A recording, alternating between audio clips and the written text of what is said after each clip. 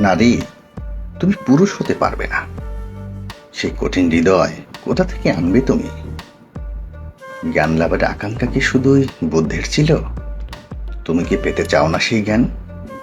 তবে কি পারবে তুমি ছেড়ে যেতে তোমার স্বামী, পরমেশ্বর আর নবজাতক সন্তানকে?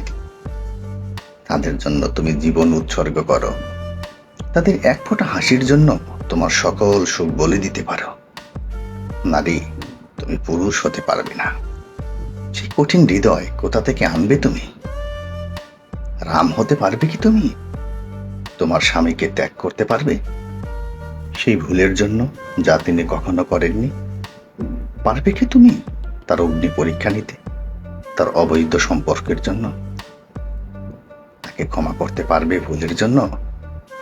হাজার কষ্ট পেয়েও হাসতে পারবে?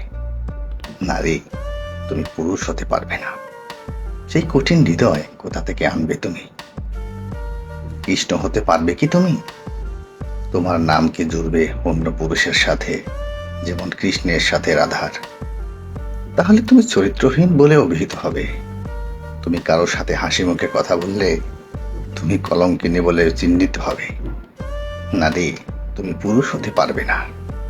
সেই কঠিন হৃদয় কোথা থেকে আনবে তুমি? যুধিষ্ঠির হতে পারবে কি তুমি?